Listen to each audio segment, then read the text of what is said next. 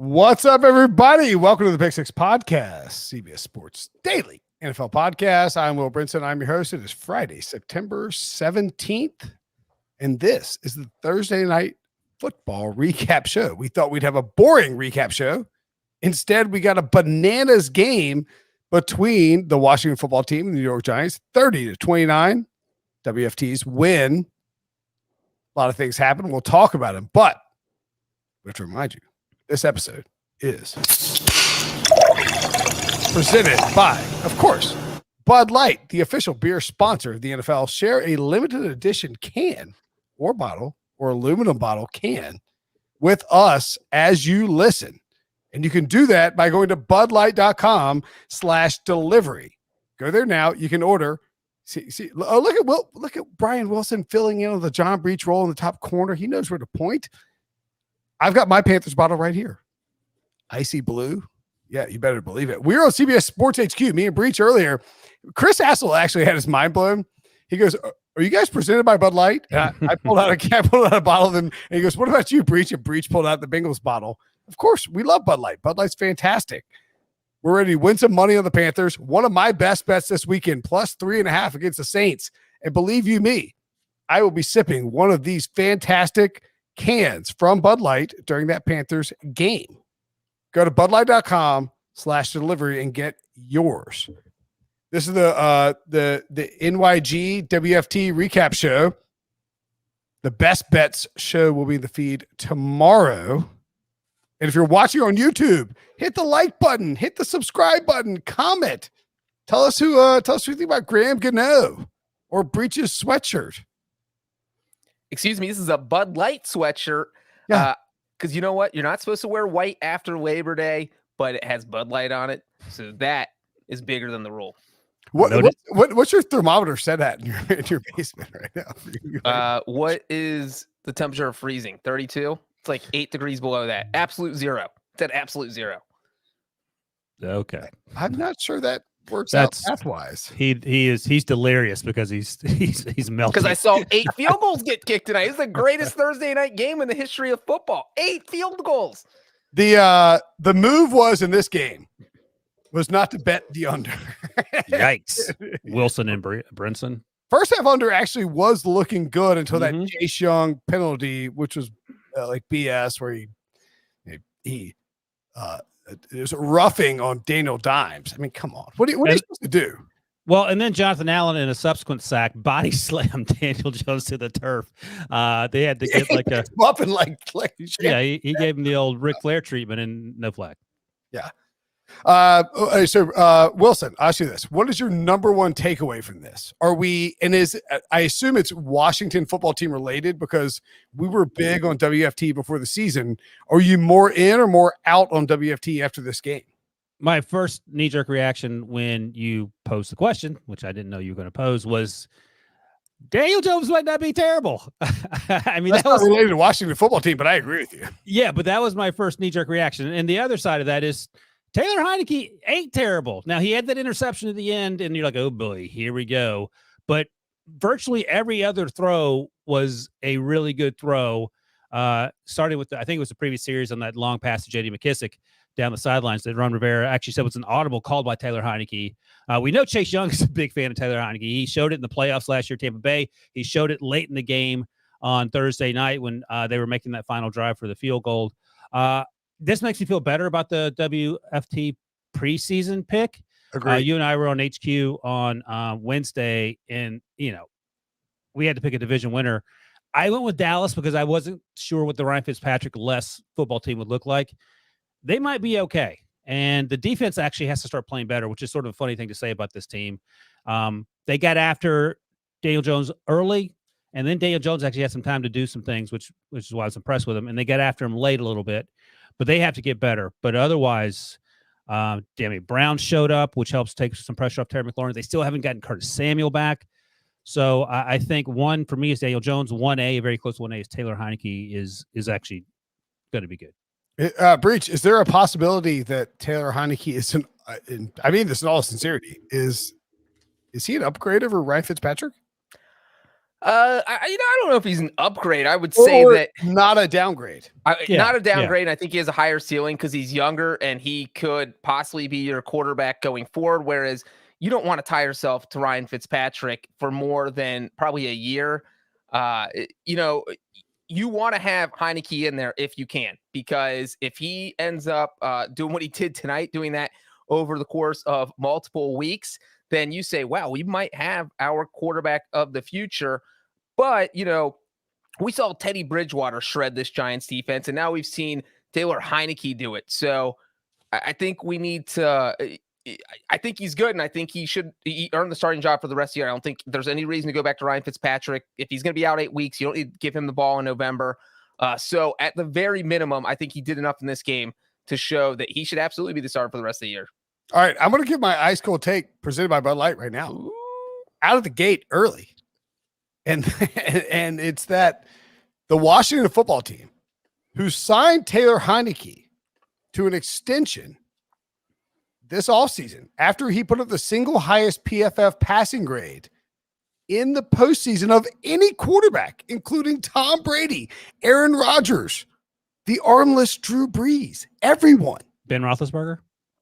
Well, no one cares about Big Ben. Fair enough.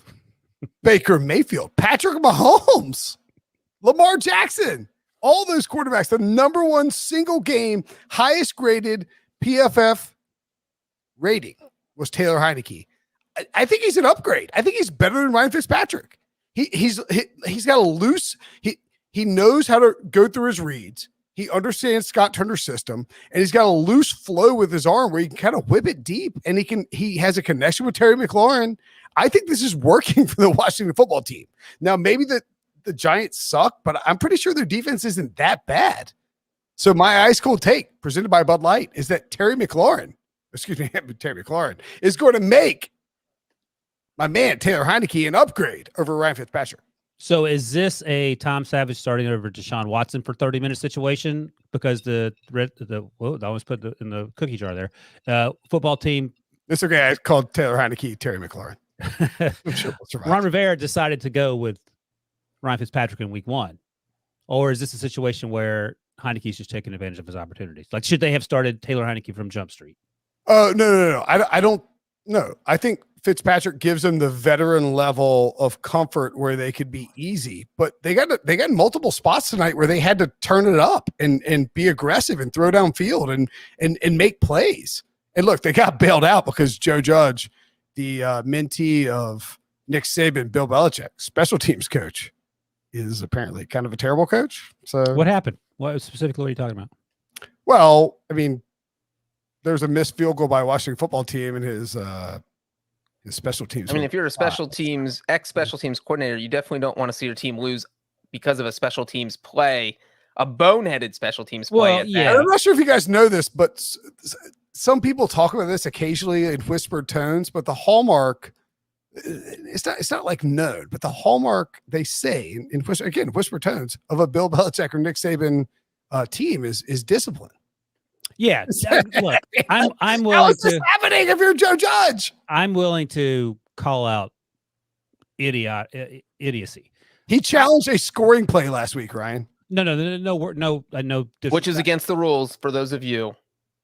Okay, you do not know Jason that. It's not against the rules. You just don't have to do it. It's automatically. No, you're not allowed to. He lost the timeout. You're allowed to. It just costs you a timeout. That was Right, last so week. that makes it that you got punished. That makes it worse. That was last week. What I'm saying is that the Dexter Lawrence being offsides. No, you're talking about tonight's game. That's what I'm talking about. Yeah. So Dexter Lawrence being offsides. That I don't know. I mean, he knows not to be offsides. I'm not going to hold Joe Judge accountable for that. There are plenty of other examples for sure. Tonight, off the top of my head, I don't. You're not going to hold Joe Judge accountable for the guy on special teams being offsides when he's a special. Well, let me put it to you this way. Are you? Well, I know what you're going to say, but in your heart of hearts, are you a terrible parent when you tell your 7-year-old don't do this? This is unfair. This is unfair. You tell your 7-year-old don't do it, and of course he does what you tell him not to do, and it for the 15th time. I mean, that doesn't make you a terrible parent. You told him what not. But Brinson's son doesn't make $8 million a year to be in practice every day. My son's 7, not 23. But I'm not saying you're telling your 7-year-old don't jump off sides. You're telling your 7-year-old, hey, put your plate in the dishwasher or whatever. just like, Your stuff that kids you. put their plates in the dishwasher. Good for Don't you. poop in the dishwasher. So there we go. This is where this conversation was going. My point is this. I'm willing to hold Joe Judge accountable. Is that Joe Judge is a disciplinary, heavy special teams guy, and he's made multiple basic mistakes that any coach doesn't make in 2 weeks in a row. I understand, and I am the jury's still out for me on Joe Judge. I'm not going to hold him accountable because I can't. And look, you tell Dexter, and Dexter Lawrence was a big. He had a really great week 1. He did some great things in week 2. So he jumped off sides trying to stop the game-winning kick that, unfortunately for the Giants, was missed. It's not great, and Joe Judge, at the end of the day, that's where the buck stops. But I mean, look, I do get your point where you tell a guy to be aggressive, and in worst case, but I mean, give another kick. It's not a good look. I'll give you that. It's not good. Not a good. If you're a Giants fan, you're concerned. I would say to stick on the Giants' point. There you go. I'm not going to put this on Dex, says Joe Judge. As told to him by Ryan Wilson. Who are you putting on, Joe? I am not going to put it on the guy who gave the kicker who missed a field goal another chance to kick that field goal, even though it was directly that guy's fault. I mean, that is crazy. Well, if it's not on Dex, it's on Joe Judge or the special teams coordinator. I love how Breech is feeling himself all of a sudden because the Bengals are 1-0. We'll see where Breech is in 3 No, weeks. this is special teams. This is up my alley. Stay in your lane, Wilson. By the way, a little teaser here for tomorrow's show. We love the Bears. Don't worry about it, Breech. So, all right, my biggest takeaway from the Giants, and you talked about this, and we're trying to sort of stay on track and not veer around wildly. I got a bunch of tweets that were like, "This guy hates the Raiders." It's like, I mean, but Yeah. it's true. if you're watching this for the first time, yeah, Or the 5th time. You would know that Brinson or the second time, third time, 15th time. I thought Daniel Jones looked really good, especially in the second half. He was making some big time throws. And if Darius Slayton catches that ball, Dang it, Darius. oh boy, tough break. Yeah, I mean, hats off to Daniel Jones. We've been crushing him for 2 years because of the 40 turnovers and 28 starts. Now he has 40 turnovers and 29 starts. No turnovers at all.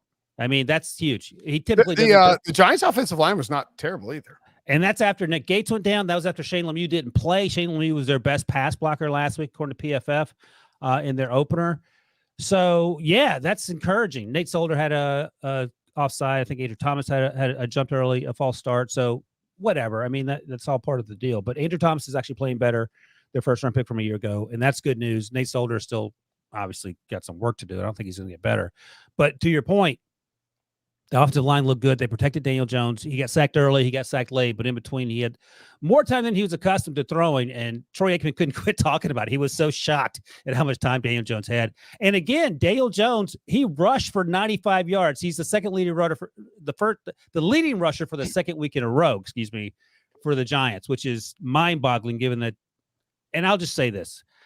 I don't know if we're going to see Saquon Barkley until a year from now in terms of him being close to the guy that we're used to seeing. That's not crazy at all. To your point, not to jump in here, Breech, but I would say one, Saquon Barkley, man, that's why you don't draft a running back top 5, because you have to force him back on the field because he's so highly drafted to justify his draft status. He has no business being out there. He did look kind of explosive with that long run, but I think this actually may be true. Did he? Oh no, he ended up crossing over the number at one point on the evening. Saquon Barkley's longest run was 41 yards, and he had 39 yards rushing. And there was one time tough to do. One time late in, it may have been the fourth quarter, late third quarter, he hit the hole at the middle, and he had probably 15 yards of running, fell down after 9 yards. Yeah. And it's just one of those things as an ACL survivor, you just don't trust your knee. So I get it. My thighs aren't quite the size of his thighs, but it takes about 2 years. And I've heard actually real athletes say that it takes about 2 years to get over the mental part of it, especially as a running back. You're not like Joe Burrow looked good last week. We know that he mentioned in the preseason about he was concerned about it mentally, but he's not out there trying to run 35 times a game. It's also a totally different position to play with an ACL to deal with. And the other thing that bugs me is if you went and got so Nick Sirianni, who is the head coach of the Eagles, installed this package designed to accentuate Jalen Hurts' strengths, RPOs, get him on the edge, get guys running not fades, but like floods across the left side to the right side. So when Hurts gets off the RPO, he has easy looks. Jason Garrett doesn't do that for Daniel Jones. The only time he did it was on the first drive, maybe. That's a problem. It would make Saquon Barkley's life easier. It would make Darius Slayton's life easier. It would make Sterling Shepard's life easier. And that's a concern that you would hire somebody who doesn't do that. I think it's crazy that Daniel Jones kind of morphs into like Tom Brady whenever he's facing Washington. Like, it's hard to take away anything because he just has so much success. Obviously, he lost this game, but it was not his fault. And so he goes on the field against Washington. And I don't know if Washington was only rushing 4 for most of the game, not blitzing, because they were like, you know what? Let's let Daniel Jones beat himself because that's what he's good at. And then he didn't do it. He's making spectacular throws. He definitely missed a couple. The one that Darius Slayton dropped. Woo, Jones could have thrown that a little bit better. I would put that like 80% Slayton. Yeah, like 20% Jones. But the thing about this game is it really just felt like the Giants melted down after the Slayton drop. Like that just started you kick the 55-yard field goal. Because if Slayton catches that, game over. It's 30-20. You're up 2 scores, and you go home. You're happy you beat Washington. So after the drop, and then Gano kicks the field goal, then Washington went down 2 plays, 75 yards. The absurd throw to Ricky Seals-Jones that I've watched it like 4 times. I don't even know how it was possible because Seals-Jones was 0% open when Heineke threw that ball. And there was no room in the back corner of the end zone, and the ball traveled, nearly 30 yards in the air. This wasn't like a 5-yard where you have some touch on it. This was throw a laser in and get them to catch it. So you can't give up a touchdown drive in 2 plays if you're the Giants in that situation after going up. Make them earn it. Make them go 10 plays, 75 yards, and burn some of that clock off. And then the other part of this meltdown was after the James Bradbury interception. That felt like game over. It was like, there is no way the Giants could possibly lose at this point. And then you just remember, well, Joe Judge is the coach. This is the least disciplined team in the NFL besides maybe Jacksonville. They were clearly playing for a field goal. So that is my issue. They were clearly playing for the field goal. Then on 3rd down, they decide, you know what? Let's throw it and not play for the. If you're playing for the field goal, play for the field goal. Like, just don't be dumb, because if they were to just run it again on 3rd down, Washington would have been out of timeouts. Why would you make them use 2 of the timeouts and not all 3? Either go for the touchdown or go for the field goal. Don't do both. No, you're 100% right, Breech. That's bad coaching. That is not how you coach a football team. If you're gonna run and burn clock to kick, then run again and then kick. That's what you're supposed to do. You need to have a plan. When you walk into the stadium, you got to have a plan. Yeah, I can't defend that. And my plan when I walk into the stadium is to find a Bud Light. That's right. To celebrate the NFL season. It's back. Bud Light just unveiled their limited edition team cans designed for the fans. There's a custom design for each fan base. We had some of ours tonight, and we'll crack a few more on Sunday. Look at this. 2 states. 1 team, baby. They're hitting stores now, and the only beer you're going to want to have in your fridge this season, head over to budlight.com/delivery. #Houday. Actually, don't go to that address. That's not a real address, but go to budlight.com/delivery. If you're a Bengals fan, you can get some Houday cans, aluminum bottles. Again, budlight.com/delivery. Get yours. So big picture on the NFC East. If I gave you a free $100, I would never do that because I hate both. 300 or free 100? A free 100. I mean, you gave me $300 in whiskey at the Super Bowl that one year. Thanks, Brinson. It's true. I just didn't know. I won that $1 million on DraftKings, and I haven't given you. I'm going to spend it all on Breech. 3,000 in whiskey tonight. If I gave you a free $100 bet on Caesars.com, who would you bet on to win the NFC East? I believe the odds are the Cowboys are favored like plus 125. The Eagles are somewhere in the plus 250 range. So I'll tell you what it is right now. Well, what a plot twist. I know. I was furiously typing away at Caesars. So Dallas, what'd you say Dallas was? Let's see if you were right. I was going to guess 125 or 135. 135 for the Cowboys. Okay. Oh, here we go. Look at that. Look at Depot. My Stealing God. Thunder. He's not stealing your thunder. You're the guy who always asks for the odds. I know. He was already. He had that thing queued up. Is that a plus sign or a negative sign next to Dallas? It's a plus. You would hammer Dallas. I wouldn't hammer Dallas. No, I think the Eagles are the bet. I'm taking Washington. I think I'm back on the Washington train. Taylor Heineke has convinced me, that one interception aside. But I mean, as Breech noted, the throw to Seal, and I'm going to start calling that guy Seal. Ricky Seals-Jones, Seal in the back of the end zone was amazing. He made a ton of great throws. The one to J.D. McKissick on the audible that he called himself, great throw. He was wearing out Terry McLaurin. Took advantage of Davey Brown, Logan Thomas, on and on and on. Antonio Gibson had some good runs. So, yeah, I'm back on the Washington bandwagon. We'll see what – I mean, look, if the Eagles play like they did this week, as they did against the Falcons in week 1, we can reevaluate. And the Giants played well today. They played as well as they could have won to win that game, and we have seen a stream. We've seen a stream of tweets from our Giants friends on the Twitter machine.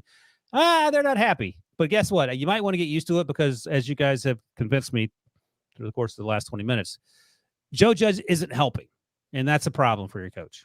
I think Daniel Jones will be Sam Darnold 2.0. He's already played better in my mind than Sam Darnold. I mean, but my point is he's going to go somewhere else and play better than he played in his original spot. We'll see. He's really had 2 good games. The first game he ever started against Tampa Bay, and this game, that's it. If you fashion an offense around him, he'd be good. Yeah, but I mean, real quick on Washington's 3 touchdown drives. The first touchdown drive, Heineke went 6 of 6 for 69 yards. The second one, he went 7 of 7 for 67 yards. And on the third one, the Seals-Jones, he went 2 of 2 for 75 yards. Literally did not. Where the hell were you during my ice cold take, Breech? When I was saying Heineke's better than because I didn't have all the drive numbers up yet. So I didn't want to say he was that good unless I knew for sure, but now I know for sure. So I'm on board with your ice cold take, Brinson. Heineke and McLaurin have a rapport for sure. And McLaurin was like beating up James Bradbury. So what was it? 19 targets for Darren Waller. Is that what it was on Monday night? 14. McLaurin was 14 targets, 11 catches, 107 and a touchdown. Yeah. So yeah, he likes Terry McLaurin. And understandably so. Read that. I would take the Eagles here at 3-1. Man. But I'm fine. I'm fine with my Washington football futures. I was panicking about them 3 days ago. I think Taylor Heineke is good. And they lose that game. I'll tell you what, one of the sneakiest moves of this game, by the way, my boy, Scott Turner. Washington comes out with, I think it's 23 seconds left before the half. They're out of timeouts. It's 3rd down and goal. And they're down, were they down at half? Or they ran the ball. It was 10-7. They're down 10-7. And they line up in shotgun with J.D. McKissick on the right side, I believe. When you line up with J.D. McKissick, everyone thinks it's a passing play because if not, Antonio Gibson's out there. The Giants put everyone on the opposite side, and McKissick rolls in with a draw into the end zone. That was a really good chess piece play to go up 14-10, to take the lead and to flip the momentum back on your side and force the Giants to be aggressive. Well, and you're leaving out the extra twist of that. Washington was out of timeouts. Yeah. So but they Giants had to come out for a field goal. I don't think they did. If you run a play and the guy gets held up, or if there's like a pile, you're not getting the field goal in. And so it would have been dicey. No, exactly. There's no. It was going to be close. It was going to be close. They were willing to risk it, and I like that. Right. Well, they knew the Giants wouldn't play the run because the Giants are thinking, well, if they run it and we tackle them, they don't get any points, and they're not that dumb. And then it wasn't dumb. It was, hey, we outsmarted you. Sorry. And you know who didn't outsmart anyone? The Giants. Because their first half, look, I thought it looked like the Giants went up 7-0, but I thought the worst part for them, they left so many points on the board. And it was their second possession, and they got called for like they had a timeout, and then they got called for a false start. And then Daniel Jones got sacked for a 6-yard loss. So they were at 3rd and 2 from Washington's 27. Hey, maybe you get a 45-yard field goal out of this drive. Coming out of a timeout, boom, 5-yard penalty. So all of a sudden it's a 50-yard field goal. Boom. Jones gets sacked. Now it's a 56-yard field goal, and they don't even try it. They punt it, even though they let their guy try a 55-yard field goal in the second half. So that was just dumb mistakes on the part of the New York. Like, it was just insane how many dumb mistakes New York made. All right, Wilson. Right now, pretend these guys are in college. Terry McLaurin, CeeDee Lamb, Amari Cooper, and Devontae Smith if you want. And I guess Kadarius Toney. Kadarius Toney is going in the seventh round. Or can Darius Slayton going late too? Who are you taking? Well, I mean, Amari Cooper's pretty good. I think it's Amari. I'm taking Scary Terry. I think it's Amari, and then it's Scary Terry, and then it's CD. See, I would go McLaurin 1, CD 2, and then Amari Cooper 2B. Wow, good Lord. Amari Cooper's great. CD's had some drops, and that's the only thing that concerns me. Terry doesn't. McLaurin is a monster, man. Yeah, no, I agree. He shouldn't have gone in the third round. And again, I was actually thinking about this during the game when you watch him. And you're like, why does this guy fall to the third round? And I think a lot of it, it comes back to like sometimes you miss on guys, whatever. It's just groupthink. So that's why I again encourage people stay off Twitter during draft season, form your own opinions, and stick with them. And I think it happens not only to draft nicks like us, but like it permeates the general public perception. And so NFL teams have caught up in it too. Metcalf in the second round, at the end of the second round, no less. Behind what was that guy's name that the Eagles took? JJ Ortega. Is that the same draft? Oh! That might be a different draft. No, same draft. That was same draft. Okay, and your boy Andy Isabella went first too. Oh boy, that one blows up in my face much worse. Yikes! Yeah, not good. That's a great question by Lee Carney. I got another dumb Giants mistake. This is a good question. Yeah, the holding call on okay. Daniel Jones's 58-yard touchdown run. Okay, thank you. Yes, that was dumb. Anyway, Breech, we're trying to read the questions and you interrupt. No, Breech was don't defend Breech along in a positive way. Give him credit. Breech is in his what's that sweat hut wearing that thing. He can't even think, so he's delirious. Have you ever been in a sweat hut, Ryan? They're fantastic. Lee Carney asks on the YouTube, is it time to worry about the Washington football team defense, or are we just a one-off of a bad game? Well, I think it's more than a one-off because Justin Herbert did pretty well last week in week 1. So I don't know. They got to play better. Like, I don't know what Jack Del Rio has said. I'll tell you this. Pete Prisco is sending the text about Chase Young. Why was he never a Chase Young guy? No, he's huge on Chase Young, but he's sending the text. Just wondering about Chase Young. Oh, I see. I was going to say it's hard not to be. Wondering. 3 bad games in a row. Well, like if you bet Chase Young to win Defensive Player of the Year at 12-1 right now, you're freaky. You're turning that into a coaster. I wouldn't have done that. First of all, Chase Young, as we learned on TikTok, didn't do well against Rashawn Slater last week. And Rashawn Slater, the first round pick for the Chargers, had a great game against Chase Young back in college in Northwestern versus Ohio State a few years ago. So, okay, he got stymied by his kryptonite. I don't think he was terrible tonight. He had a sack, as we talked about earlier, is a dumb mistake, a dumb call. It wasn't a dumb mistake, a bad roughing the passer call, which wasn't roughing the passer. Yeah. So I'm not worried about Chase Young. But again, the defense hasn't been great. 29 points this week. They allowed the Chargers to get back into it and win on the road last week. They got to figure it out. I mean, the defense didn't allow that. Antonio Gibson fumbled at the 5-yard line.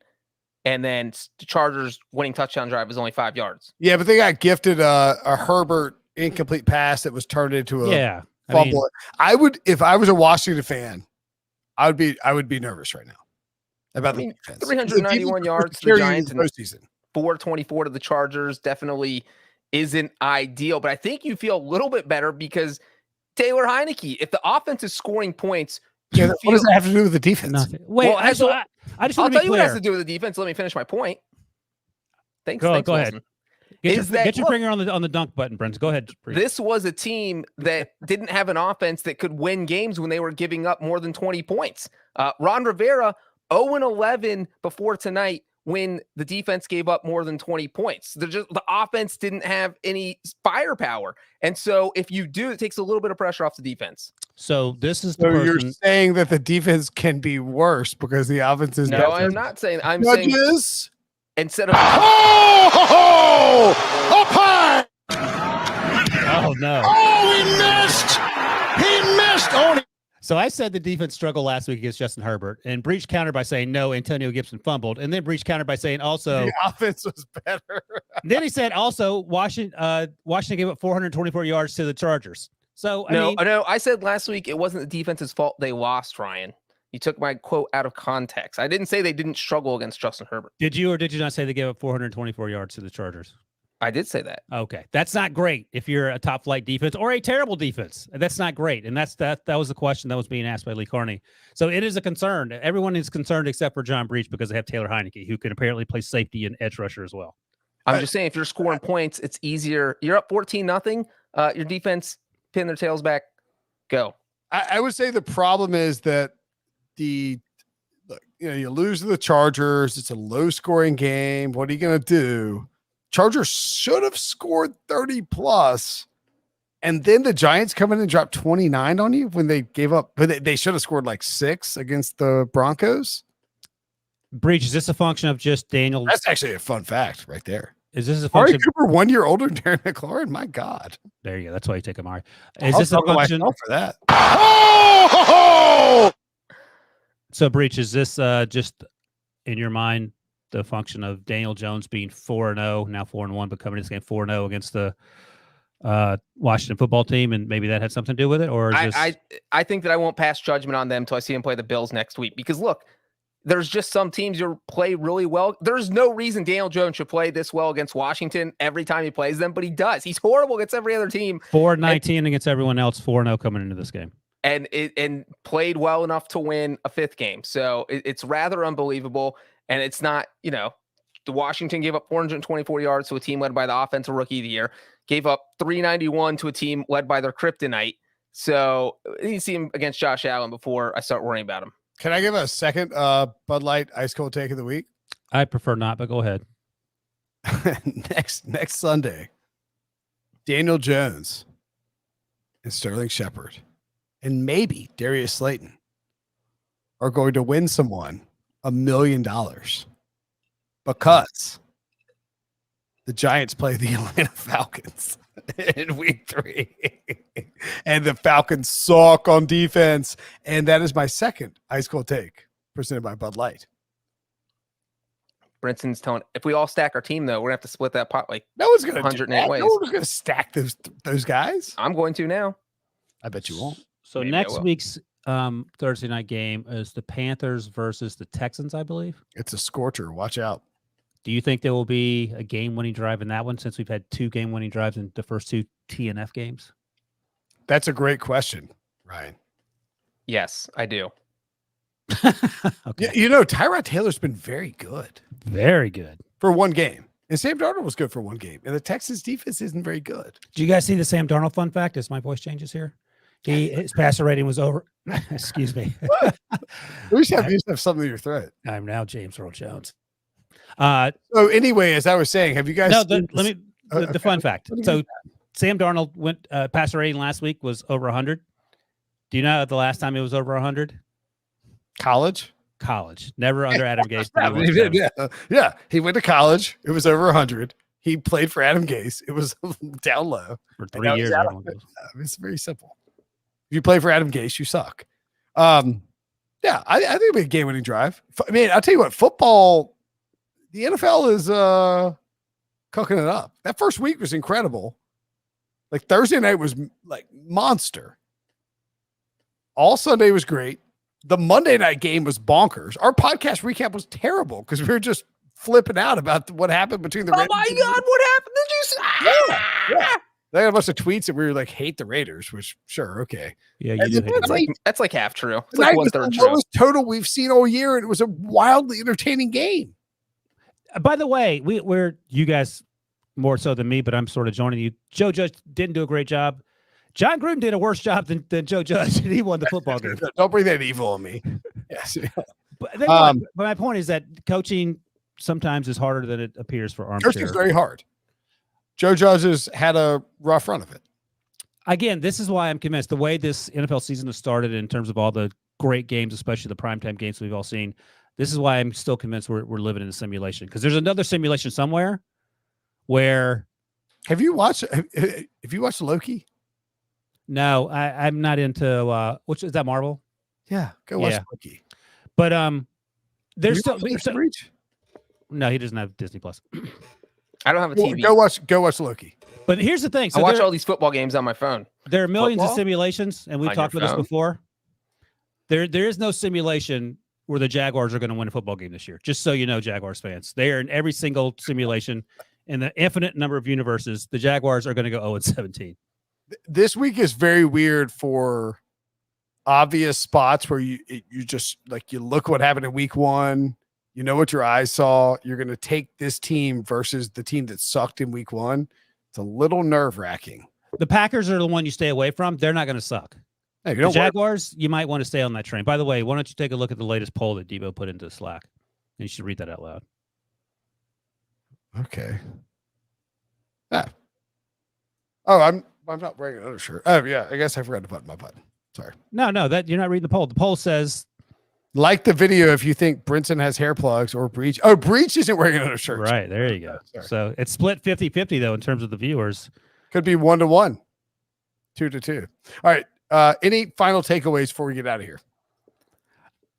I would say I'm not hugely concerned if I'm a Giants fan, but you have to be because you have to be happy about Daniel Jones. Giants fan. But You were non-competitive in week 1. You sort of pooped Wait, your no, pants. Brinson, that's the thing is that they were competitive. They just made a bunch of dumb mistakes Right. like they did in week 2. You can't keep making dumb mistakes every week. And So- if it happens once, Breech, that's like looking at your wife and saying, look, it's okay. Our 17-year-old is going to learn to use the potty. He just pooped his pants again. It's not a big no, deal. I think it's more like this. Breach, would you agree that 90% of the game tonight the Giants played as well as they could have played? yes. That's worst case. They played their best and they still lost to an awful playing Washington football team with a backup quarterback. Well, Washington play awful. They played great. No, we just talked about how great Taylor Heineke is. I think, look, yes, Giants fans are frustrated and understandably so, but I think they're not the Jaguars. They're not, for example, they're not the Detroit Lions who actually played hard last week and lost. I think they have pieces in place.